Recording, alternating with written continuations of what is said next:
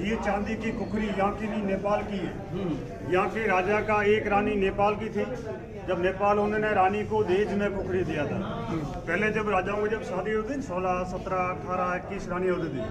अभी एक रानी 17 परेशानी। ये तलवार यहाँ पे दशहरे के दिन मेला होता है, भैंसे का, बकरे का बलि।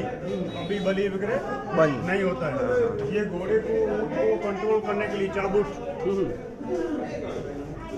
ये देखो भैंसे का, सुनो भैया, ये भैंसे का सिंग है, बफेलो। भैंसे के सिंग के अंदर बंदूक का जो पाउडर आता है, गन पाउडर, इसमें भर के जाते ताकि किसी को पता नहीं चले, सीक्रेट।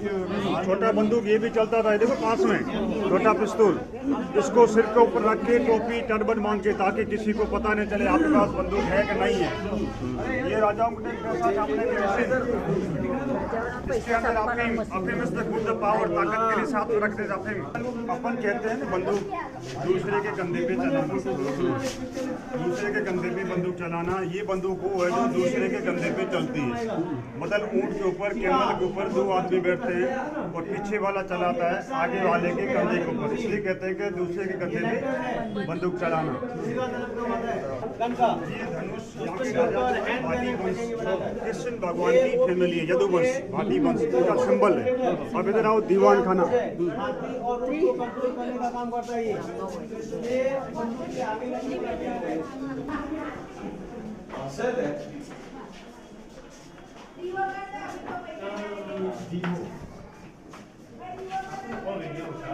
ये चांदी का सिंहासन है, बड़ा बड़ा चांदी भी काली होती है। और छत्र देखो सोने का है, डंडा घूंघट जो देखा सोने का है। आप कहीं भी घूमने जाओ, राजा के सिंहासन में ढाल तलवार नहीं है तो समझो उनका वंश खत्म हो गया। ढाल तलवार है तो समझो उनका वंश चालू है।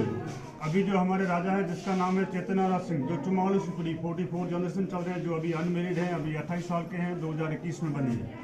और 2020 में हमारे राजा गुजर गए थे। यहाँ का पहला राजा था महाराहुल जैसलमेर, इसे कहते हैं जैसलमेर। जैसल राजा का नाम था, मेर माउंटेन, पहाड़ों के रहते मेरू, और राजा का नाम जैसल, तो जैसल आने के लिए दे दिया था।